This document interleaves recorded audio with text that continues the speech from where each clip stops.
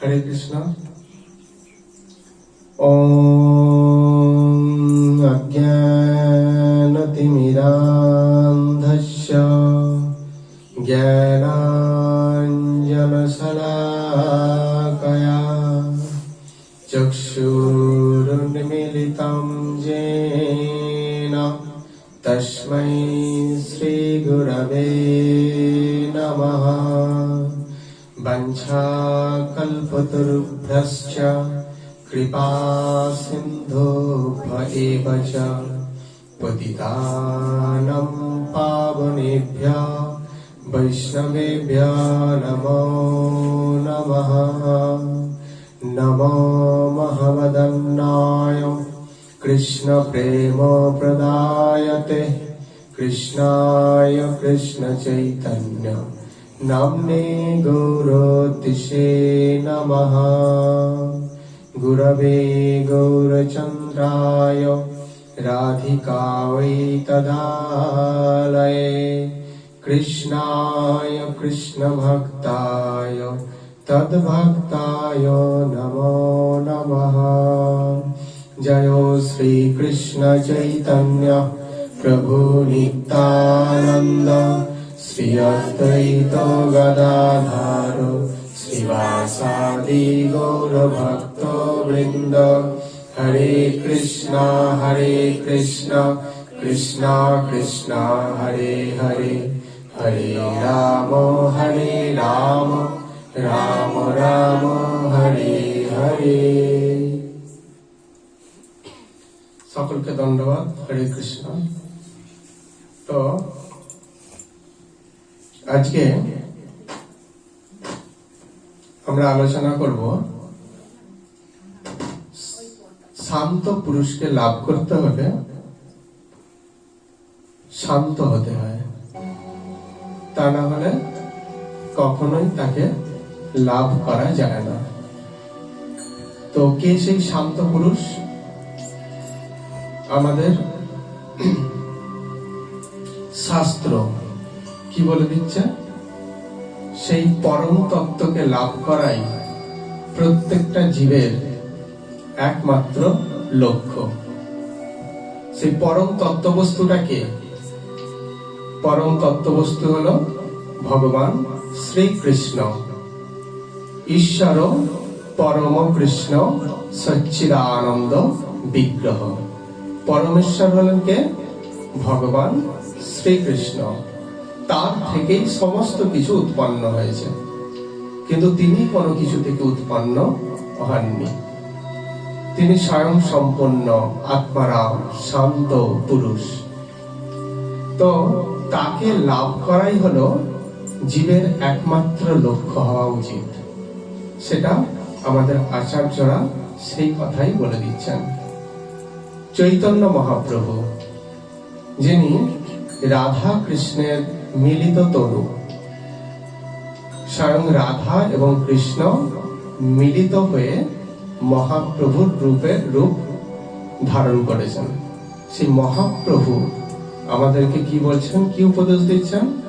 যারে দেখো তারে কহো কৃষ্ণ উপদেশ। অর্থাৎ প্রচার করার কথা বলছেন জগতে। কি না, যারে দেখো তারে কহো, সকলকে গীতা ভাগবতের ছত্র ছায়ায় আনার জন্য উপদেশ প্রদান করছেন। তো গীতা এবং ভাগবত সেই পরম তত্ত্ববস্তুকে কি রূপে সম্বোধন করেছেন? কি বলছেন? সেই পরম তত্ত্ববস্তু ভগবান শ্রীকৃষ্ণ শান্ত পুরুষ। তো আমরা ভাগবতে দেখতে পাই যে 1:8-20 নম্বর শ্লোকে, যেখানে কুন্তী দেবী ভগবান শ্রীকৃষ্ণকে স্তব করছেন, কৃষ্ণের স্তব করছেন। কি বলেছেন না, আত্মা রামায় শান্তায় কৈবল্য পতয়ে নমঃ। কি বলছেন? হে প্রভু, তুমি আত্মারাম পুরুষ, তুমি শান্ত। শান্ত মানে ধীর, মানে স্থির। ভগবান স্থির এবং ধীর, তিনি চঞ্চল নন কখনোই। তো সেই কৈবল্য পতয়ে নমঃ, সেই তাকে, সেই কৃষ্ণকে আমি প্রণতি নিবেদন করি। এই কথা বলছেন। আরো বলছেন ভাগবতের 10:36 নম্বর শ্লোকে কি বলছেন? নমো পরম কল্যাণ নমো পরম মঙ্গল বাসুদেবায় শান্তায় যদুনাম পতয়ে নমঃ। কি বলছেন ভগবানকে? এটা দামোদর লীলা এই শ্লোক আছে, সেখানে নলকুবের মণিগ্রীব এই কথা বলে ভগবানের স্তব করছেন যে তিনি হলেন পরম কল্যাণময়, যেই কল্যাণের ওপরে আর কোনো কল্যাণ হয় না। তিনি হলেন পরম মঙ্গলময়, যেই মঙ্গলের ওপরে আর দ্বিতীয় কোনো মঙ্গল হয় না। বাসুদেবায়, সেই বাসুদেবকে তিনি কিরকম না শান্তায়, তিনি শান্ত পুরুষ। যদুনাম পতয়ে নমঃ, সেই যদুকুলে আবির্ভূত সেই পরমেশ্বর ভগবান শ্রীকৃষ্ণকে আমি প্রণতি নিবেদন করছি। এই কথা বলে আমাদের, অর্থাৎ আমরা এটা বোঝানোর চেষ্টা করছি যে ভগবান শ্রীকৃষ্ণ হলেন শান্ত পুরুষ। তাকে লাভ করতে গেলে শান্ত হতে হবে, তবেই তাকে লাভ করা যায়, নচেত লাভ করা যায় না। কারণ ভাগবতের আরো এক জায়গায় বলছেন, ভাগবতের 7:4-22 নম্বর শ্লোকে ভগবানের যে নিত্য ধাম, ভগবানের যে নিত্য ধাম, সেই ধামটা কি রকম তার বর্ণনা প্রদান করছেন ভগবান। হরে কৃষ্ণ, নিতাই গৌর প্রেমানন্দে, হরি হরি বল। হরে কৃষ্ণ। তো ভগবানের সেই ধাম, সেখানে কারা যায় সেই কথা কিন্তু ভগবান এখানে বলে দিচ্ছেন। কি? ভাগবতের 7:4-22 নম্বর শ্লোকে কি বলছেন? তস্যৈ নমঃস্তু কাষ্ঠায় যত্রাত্মা হরিরীশ্বরঃ যদ্গত্বা ন নিবর্তন্তে সন্তঃ সন্ন্যাসীনঃ মলঃ। এর অর্থ কি? আমি সেই ধামকে প্রণতি নিবেদন করছি যেখানে কে থাকেন? যত্রাত্মা হরিরীশ্বর, পরমেশ্বর ভগবান শ্রীহরি যেখানে অবস্থান করেন। সেখানে কারা যায়? সেখানে গেলে কি হবে না যদ্গত্বা ন নিবর্তন্তে, যেখানে একবার গেলে আর কখনো তাকে এই দুঃখময় জড়জগতে ফিরে আসতে হয় না। তো সেই ধামে কারা যায়? শান্তঃ সন্ন্যাসীনঃ মলঃ, যারা শান্ত ধীর পুরুষ তারা যায়। আর কারা যায়? সন্ন্যাসী তারা যায়। আর কারা যায়? অমল চিত্ত বিশিষ্ট, অর্থাৎ এখানে একজনকেই বোঝাচ্ছেন। কি বলছেন? কারা যায়? যারা শুদ্ধ চিত্ত বিশিষ্ট, অর্থাৎ অমল চিত্ত বিশিষ্ট শান্ত সন্ন্যাসীগণই সেখানে একমাত্র যেতে পারে, আর দ্বিতীয় কেউ সেখানে যেতে পারে না। হ্যাঁ, তো আচ্ছা, তাহলে সেটাই কি বলছেন এখানে আমরা এবার আলোচনা করব। সেখানে আমরা যারা এখানে সমবেত হয়েছি, আমরা কোথায় যাব বা কি হবে আমাদের গতি, এই সব লক্ষ্য আমাদের রাখা উচিত নয়। আমরা কেবল একটাই আমরা ইচ্ছা প্রকাশ করব, প্রভুর শ্রী চরণ কমলে আমরা যেন তার সেবা করতে পারি শুদ্ধ চিত্তে। তো শান্ত না হলে তার সেবাটাও ঠিকভাবে হয় না। তাই আমাদের কর্তব্য কি না শান্ত হতে হবে। এই শান্ত মানে কি? এই শান্ত মানে ঘরের মধ্যে এক জায়গায় এক আসনে চুপ করে বসে থাকা নয়। এক আসনে যদি আমরা চুপ করে বসে থাকি, তাহলে আমাদের সংসার চলবে কি করে?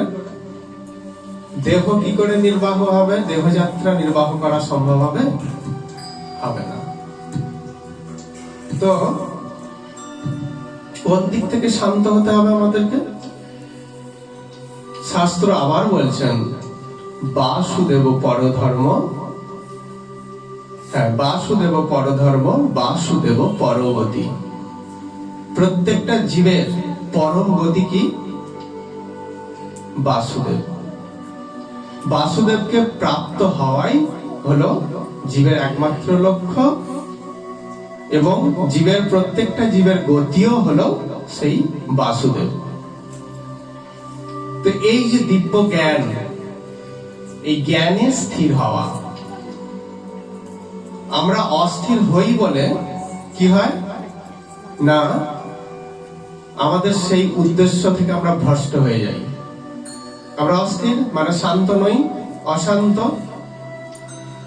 সেই জন্য আমরা ভুলে যাই যে বাসুদেবই হলো আমাদের পরম গতি, অর্থাৎ বাসুদেব শ্রীকৃষ্ণই হলেন আমাদের পরম উদ্দেশ্য। তাকে প্রাপ্ত হওয়াই জীবের একমাত্র লক্ষ্য হওয়া উচিত। তো সেই ভগবানকে লাভ করতে হলে শান্তই হতে হয়। এই দিব্য জ্ঞানে তোমার লক্ষ্যে তুমি স্থির হও। ধীর মানে কি বললাম? বা শান্ত মানে স্থির। তোমার লক্ষ্যে তুমি স্থির হও। তোমাকে লক্ষ্যচ্যুত করার জন্য হাজার হাজার ব্যক্তি তোমার সামনে আসবে, কিন্তু তুমি লক্ষ্যচ্যুত হয় না। তুমি যাচ্ছ কোথায়? তুমি খুব দরিদ্র, তুমি এক ব্যক্তির কাছ থেকে খবর পেয়েছো আফ্রিকার গহন অরণ্যে সোনার খনি আছে। এক ব্যক্তি সেই জায়গায় যাওয়ার ম্যাপ, অর্থাৎ রাস্তার নকশা, সেটা তোমার হাতে তুলে দিয়েছে এবং বলেছে যে সেই স্থান খুব ভয়ঙ্কর, ভীষণ ভয়ঙ্কর ভয়ঙ্কর সব প্রাণীরা বসবাস করে। তোমাকে যেতে হবে সেখান থেকে সোনা আহরণ করতে। তো কিছু মানুষ জানে যে তুমি যদি একবার সেখানে যেতে পারো এবং সেখান থেকে সোনা আহরণ করতে পারো, তাহলে তুমি সকলের সেরা হয়ে উঠবে। তাই কিছু মানুষ কি করে, সর্বদা যাতে করে না যেতে পারে সেই প্রচেষ্টা করে। ঠিক সেই রকম আমাদের গুরুদেব, তিনি কি করেন, আমাদের হাতে সেই সোনার খনির নকশা তুলে দেন। সোনার খনি বলতে যৎ গত্বা না নিবর্তন্তে, সেই ধামের ঠিকানা দিয়ে দেন। কে দেন? সৎ গুরুদেব দিয়ে দেন। তো আমরা পথ চলছি, হাঁটছি কোথায়? উদ্দেশ্য সেই পরম ধামের উদ্দেশ্যে। তো সকলেই জানেন এটা। তখন কি করে সমাজের মানুষ? তোমাকে লক্ষ্যচ্যুত করার চেষ্টা করবে, তোমাকে পথভ্রষ্ট করার চেষ্টা করবে। কিন্তু তোমাকে কি করতে হবে? সেই গুরুদেব প্রদত্ত ডিজাইন অর্থাৎ ম্যাপ তোমাকে ফলো করে চলতে হবে। সেখানে যেতে হলে প্রচুর কষ্ট স্বীকার করতে হয়। সেখানে ভয়ঙ্কর প্রাণীদের বসবাস, একটু এদিক ওদিক হলেই তাদের পেটে চলে যেতে হবে। কিন্তু তবুও কি করতে হবে আপনাকে? যেহেতু আপনার ইচ্ছা যে আমি সোনা আহরণ করব, ধনী হব, অর্থাৎ এখানে আমাদের প্রকৃত ইচ্ছা কি? প্রত্যেকটা জীবের ইচ্ছা কি? আনন্দ প্রাপ্ত হওয়া, তাই তো? আমরা সারা জীবনে যা কিছু করি, কেন করি? উদ্দেশ্যটা কি? আনন্দ পাবো বলে। প্রত্যেকটা জীব আনন্দটাই তাদের লক্ষ্য থাকে, কিন্তু প্রকৃত আনন্দ এই জড়জগতের জড় বস্তুগুলোর মধ্যে নেই। তাই আমাদের কোথায় যেতে হবে? সেই ভগবানের সেবায় যেতে হবে। তো যখনই আপনি ভগবানের সেবায় নিযুক্ত হবেন, তখন বিভিন্ন মানুষ আপনাকে পথভ্রষ্ট করার জন্য উদ্গ্রীব হয়ে থাকবে। শুধু পাড়া প্রতিবেশী নয়, নিকট আত্মীয়, এমনকি গৃহের যারা সদস্য আপনজন, তারাও পর্যন্ত। কিন্তু আপনাকে বুঝতে হবে যে আনন্দ যদি আমাকে প্রাপ্ত হতে হয়, কৃষ্ণ ছাড়া গতি নাই, গতি নাই, গতি নাই। কারণ তিনিই হলেন সমস্ত আনন্দের উৎস। আজ সমাজে কৃষ্ণকে ছেড়ে যারা আনন্দ উপভোগ করছেন, আপাত দৃষ্টিতে দেখে মনে হয় তারা খুব আনন্দ উপভোগ করছে, কিন্তু সেটা সত্য নয়, সেটা আনন্দ নয়।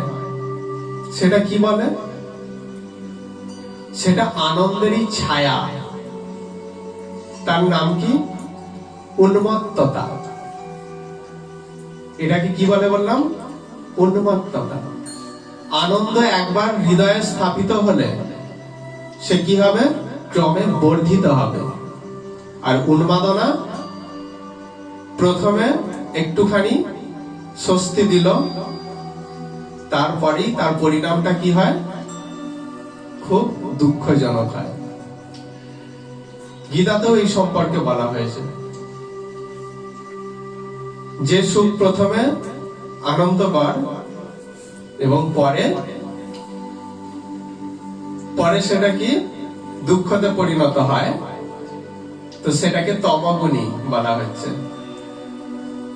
তমগুণী আনন্দ বা সুখ, এগুলো প্রকৃত বুদ্ধিমান জীবের উদ্দেশ্য হওয়া উচিত না।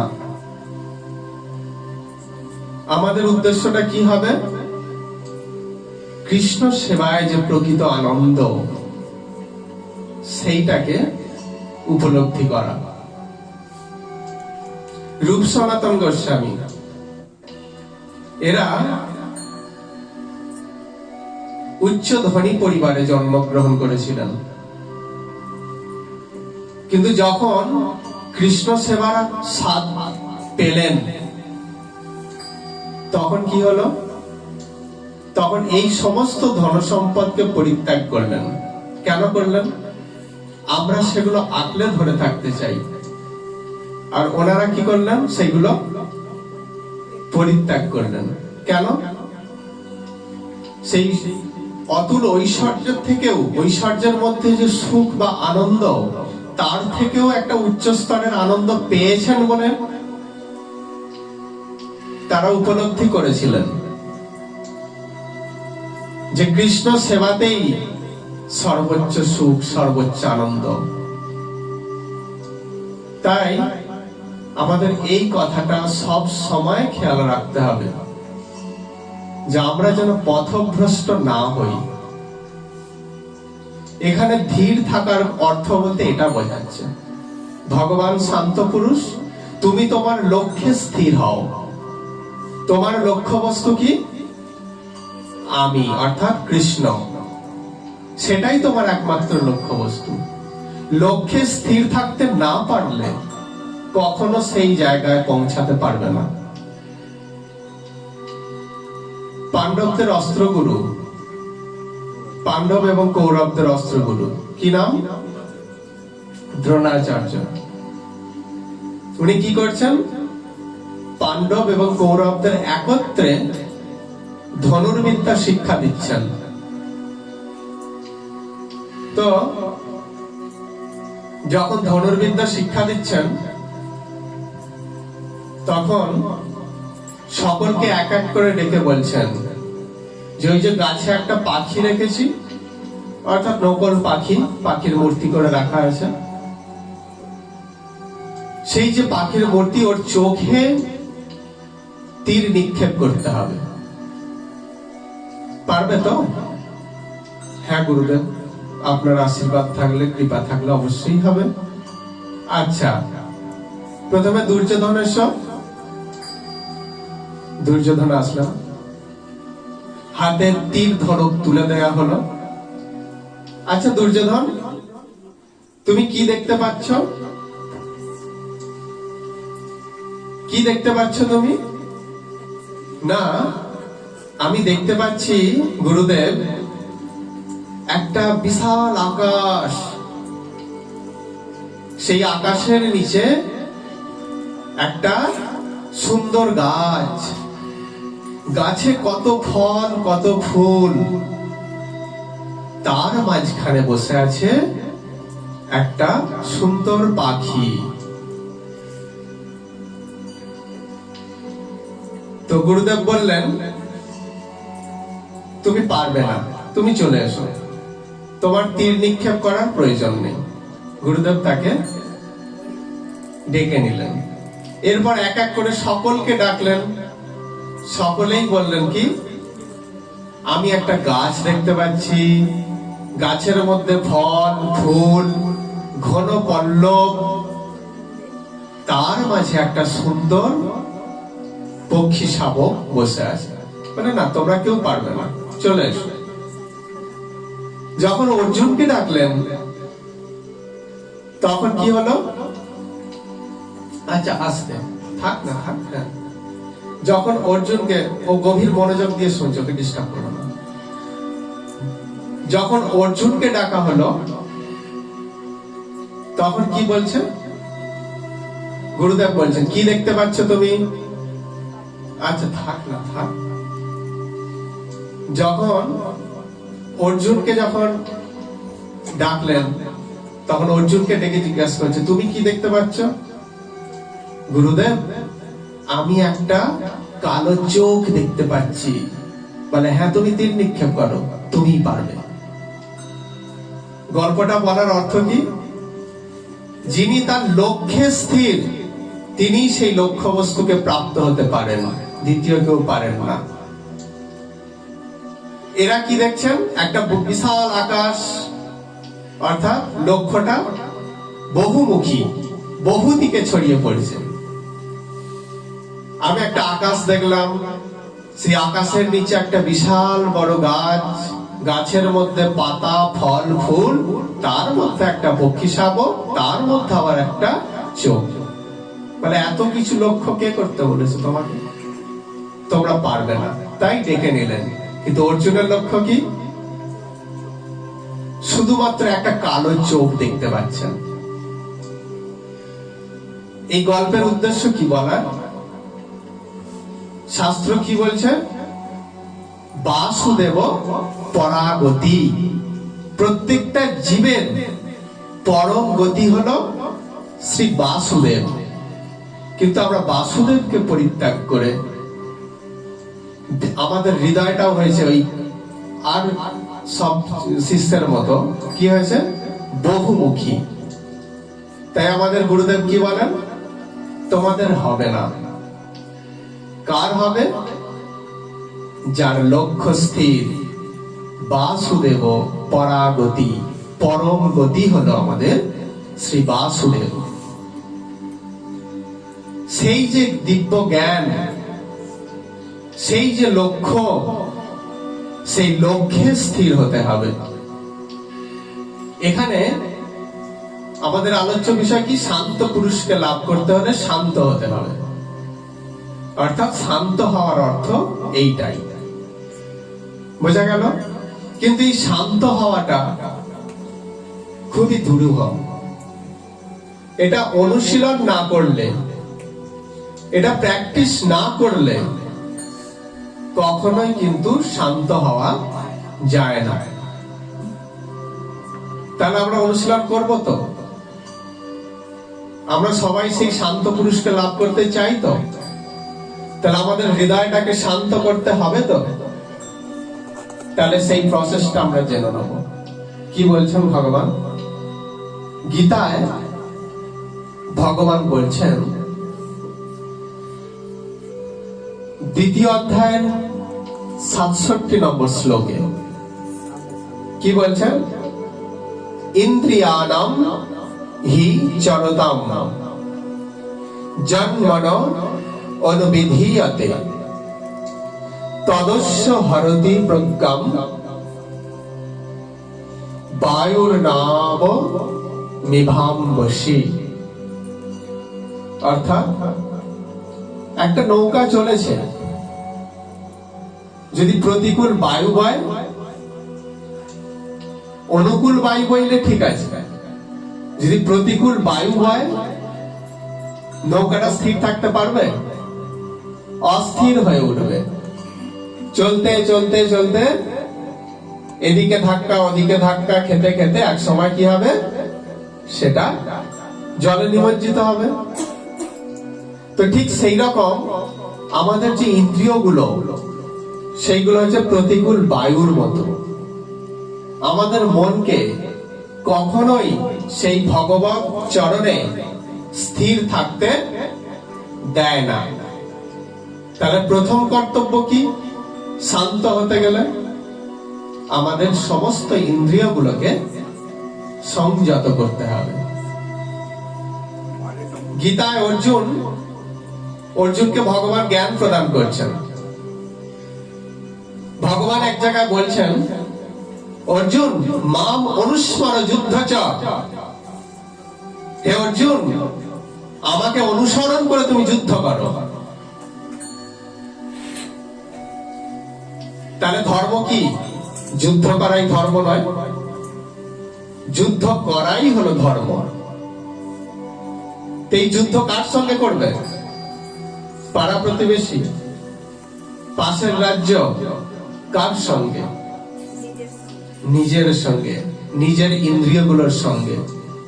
তারা চাইবে খারাপ জায়গায় যেতে, তার সঙ্গে যুদ্ধ করে তাকে ফিরিয়ে আনতে হবে, তাকে পরাজিত করে নিজের বশে আনতে হবে। এটাই হচ্ছে ধর্ম। ধর্ম মানে আমার মাসে কত ধূপ লাগে, কটা নকুলদানা লাগে, কটা বাতাসা লাগে, এই হিসাব নয়। বা ভগবানকে ধূপ ঘোরালাম, দীপ ঘোরালাম, এটাই ধর্ম নয়। ধর্ম মানে যুদ্ধ করা। সেই জন্য অনেকে ব্যবহার করে ধর্মযুদ্ধ কথাটা। গীতার শুরুতেও ভগবান বলছেন, এখানে এই প্রথম শ্লোকে, ধর্মক্ষেত্রে কুরুক্ষেত্রে সমবেতা যুযুৎসবঃ মামকা পাণ্ডবাশ্চৈব কিম কুর্বত সঞ্জয়। যুদ্ধক্ষেত্রে সমবেত হয়ে আমার পুত্ররা এবং পাণ্ডুর পুত্ররা কি করছে? হে সঞ্জয়, তুমি বলো আমাকে। যুদ্ধক্ষেত্রে আমাদের প্রত্যেককে যুদ্ধ করতে হবে। তার জন্য যেন কালকেই আবার অস্ত্রের দোকানে চলে না যাই। আমরা কুড়ুল কাঠারি যুদ্ধ করতে হবে। কালকে গীতা পাঠ শুনতে গিয়েছিলাম, বলেছে ধর্ম মানে যুদ্ধ করা। কে আছিস, আয় যুদ্ধ করবো। এই যুদ্ধের কথা কিন্তু বলছে না। নিজের চেতনার মধ্যে শত্রুরা বসবাস করছে। আমার পাশের বাড়ির লোকটা আমার শত্রু নয়, আমার শত্রু আমার মধ্যেই বসবাস করছে। কাম, ক্রোধ, লোভ, মোহ, মদ, মাৎসর্য, এগুলো আমাদের চরম শত্রু। এগুলোকে দমন করতে হবে, তার জন্য অভ্যাস করতে হবে। এই অভ্যাসটাই হচ্ছে ধর্ম পালন। তো সেই জন্য ভগবান বলছেন যে প্রতিকূল বায়ু যেমন নৌকাকে অস্থির করে তোলে, ঠিক সেই রকম আমাদের ইন্দ্রিয়গুলো আমাদের প্রজ্ঞা মানে জ্ঞানকে হরণ করে নেয়। আমরা এই ইন্দ্রিয়ের বশীভূত হয়ে কত নক্কারজনক কাজ করে ফেলি। কে করায়? এই ইন্দ্রিয়গুলো। তাই ভগবান কি বলছেন? এই ইন্দ্রিয়গুলোকে তুমি নিয়ন্ত্রণ করো। ভগবান ভক্তের গুণ বলছেন। ভক্ত কিরকম? ধীরস্তত্র নমুচ্যতে। ভক্ত কিরকম হবে? ধীর। কোথায় ধীর? কোথায় তাকে ধীর হতে হবে? বলছেন ভক্ত তার জ্ঞানে ধীর, মানে স্থির। ভক্ত তার ভক্তিতে স্থির, ভক্ত তার নিষ্ঠায় স্থির, ভক্ত তার শ্রদ্ধায় স্থির। হাজার বলেও তাকে সেখান থেকে টলানো যাবে না। এক ব্যক্তি রিক্সা চালান, প্রথম রিক্সা চালাবেন, মানে রিক্সা মাধ্যমে রোজগার করবেন। রিক্সা কিনেছেন, উনি কি করেছেন? প্রথমে রিক্সার হ্যান্ডেলেই সামনে একটা মা কালীর ছবি রেখেছেন। ব্যাস, রেখেছে, মিটে গেল। সকল লোকে দেখে। কিছুদিন পর দেখা গেল সেই মা কালীর ছবিকে সরিয়ে দিয়ে মা দুর্গাকে রেখেছেন। বেশ চলে। আরো কিছুদিন পর দেখা গেল মা দুর্গার ছবিকে সরিয়ে রেখে রাধা কৃষ্ণের ছবি রেখেছেন। আরো কিছুদিন পর দেখা গেল রাধা কৃষ্ণকে সরিয়ে রেখে বিশ্বকর্মাকে রেখেছেন। তো একদিন এক ব্যক্তি তাকে জিজ্ঞাসা করছে, কি ব্যাপার, আপনি প্রথমে দেখলাম যে রিক্সায় মা কালীর ছবি রেখেছেন, তারপর মা দুর্গা, তারপর রাধা কৃষ্ণ, আজ আবার দেখছি বিশ্বকর্মা। বলে, আমি আসলে দেখছিলাম যে কোন ঠাকুরকে বসালে আমার রোজগারটা ভালো হয়, তো ওই জন্য আমি দেখছি, এটা রিসার্চ চলছে, আমার গবেষণা চলছে, তো সেই জন্য এটা করছি। অর্থাৎ তার লক্ষ্যে তিনি স্থির নেই, তার বিশ্বাসে স্থির নেই। কোন ঠাকুরের উপাসনা করলে সে আমার বড় বাড়িটা কমপ্লিট করে দেবে, কে আমার গাড়ি করে দেবে, এগুলো কিন্তু আমাদের লক্ষ্য নয়। শাস্ত্র বলে দিচ্ছে তোমাদের লক্ষ্য কি। বাসুদেব পরাগতি। ভগবান শ্রী বাসুদেবী হলেন প্রত্যেকটা জীবের পরম গতি। তাহলে তাকে লাভ করাই হলো আমাদের একমাত্র উদ্দেশ্য। এই পরম সত্য কথাটাকে উপলব্ধি করানোর জন্যই শ্রী চৈতন্য মহাপ্রভুকে রাধা কৃষ্ণের মিলিত তনু, তনু মানে দেহ, রাধা এবং কৃষ্ণ যখন এক হয়ে যায়, একসঙ্গে মিশে যায়, তখন কি রূপ হয়? শ্রী চৈতন্য মহাপ্রভু। যেমন লাল রং আর সাদা রং একসঙ্গে মিশিয়ে দিলে কি হবে? গোলাপি হয়ে যাবে, তো গোলাপি কালার হয়ে যাবে। ঠিক সেরকম রাধা এবং কৃষ্ণ যখন একত্রিত হয়ে যায়, তখন তার যে রূপ দাঁড়ায়, সেই রূপটা হচ্ছে কি? চৈতন্য মহাপ্রভু। সেই চৈতন্য মহাপ্রভু এই পৃথিবীতে অবতীর্ণ হয়ে আমাদেরকে এই শিক্ষাই প্রদান করেছেন। কি? হরের নাম হরের নামৈব কেবলম কলৌ নাস্তেব্য গতিরন্যথা। তোমরা নিজেদের প্রকৃতি বাসনা অনুযায়ী যা ইচ্ছা করো, কিন্তু হরিনাম ছাড়া অর্থাৎ হরের নামৈব এক কথা 3 বার বলেছেন। কেন? জোর দিয়ে বলেছেন, এই হরিনাম ছাড়া জীবের গতি নাই। 3 বার বলেছে, ওখানেও 3 বার, এখানেও 3 বার। কলৌ নাস্তেব্য নেই। কি ছাড়া? হরি নাম ছাড়া। সমাজে বিভিন্ন দেবদেবীর মানুষকে আরাধনা করতে দেখা যায়, কিন্তু আমাদের শেষের দিনে কি বলে নিয়ে যায়? হরি বলে বলেই নিয়ে যায়, তাই তো? হরি দিন তো গেল, সন্ধ্যা হলো, পার করো আমারে। অর্থাৎ পার করার জন্য হরি ছাড়া আর দ্বিতীয় কেউ নেই।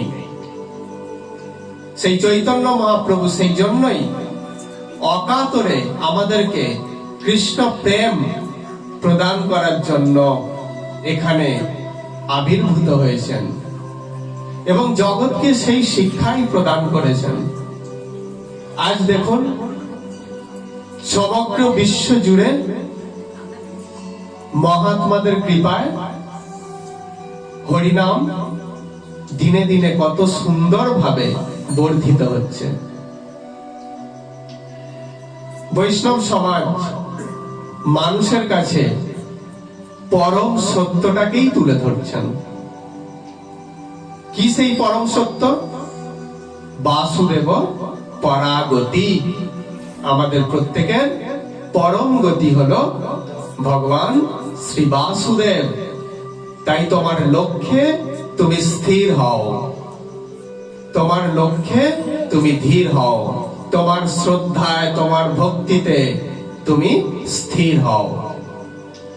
স্থির না হলে সেই স্থির পুরুষকে, অর্থাৎ শান্ত না হলে সেই শান্ত পুরুষকে কোনোদিনও তুমি লাভ করতে পারবে না। অসৎ সঙ্গের প্রভাবে আমাদের হৃদয়ের বিশ্বাসকে যেন আমরা টলিয়ে না ফেলি। সেই জন্যই গৌড়ীয় ধারায় প্রত্যেক গৃহকে মন্দির করতে বলছে। গৃহ মন্দির, প্রত্যেক গৃহে গৃহে। মহাপ্রভু বলছেন 10-5 সবে মিলি কি করতে হবে?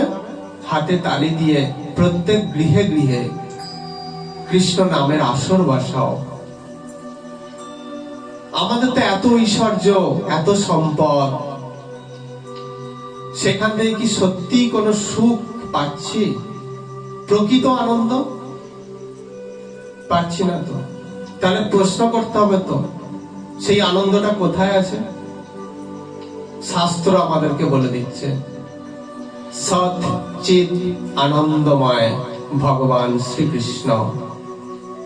তার আরাধনা না করলে, তাকে ভালো না বাসলে, তার সেবা না করলে কখনোই সেই আনন্দ উপভোগ করা বা লাভ করা সম্ভব নয়। তাই তার সেবায় যুক্ত হতে হবে আমাদের প্রত্যেককে। স্থির ধীর বা শান্ত ভাবে তার সেবা করতে হবে, তবেই আমাদের এই দুর্লভ মানব জনম সফলতার শীর্ষে পৌঁছাতে পারবে। নচেত আর কোনো গতি নেই, গতি নেই, গতি নেই। তো আজকের আলোচনা বোঝা গেল। আমরা এখানে এটার বিশ্রাম দেব। তো সকলেই এই আজকের যে আলোচনা হলো এটা ভাববেন। আলোচনার বিষয়বস্তু কি? শান্ত পুরুষকে লাভ করতে হলে শান্ত হতে হয়। তাহলে আমরা নিশ্চয়ই বুঝতে পারলাম যে কি, কোথায় শান্ত হব, কিভাবে শান্ত হব। হরে কৃষ্ণ। বঞ্ছা কল্পতরুভ্যশ্চ কৃপা সিন্ধুভ্য চ পতিতানাং পাবনেভ্যো বৈষ্ণবেভ্যো নমো নমঃ। জয় শ্রী কৃষ্ণ চৈতন্য প্রভু নিত্যানন্দ, শ্রী অদ্বৈত গদাধর শ্রীবাসাদি গৌর ভক্ত বৃন্দ। হরে কৃষ্ণ কৃষ্ণ কৃষ্ণ হরে হরে, হরে রাম রাম রাম হরে হরে। সকলকে ধন্যবাদ, প্রণতি নিবেদন করি।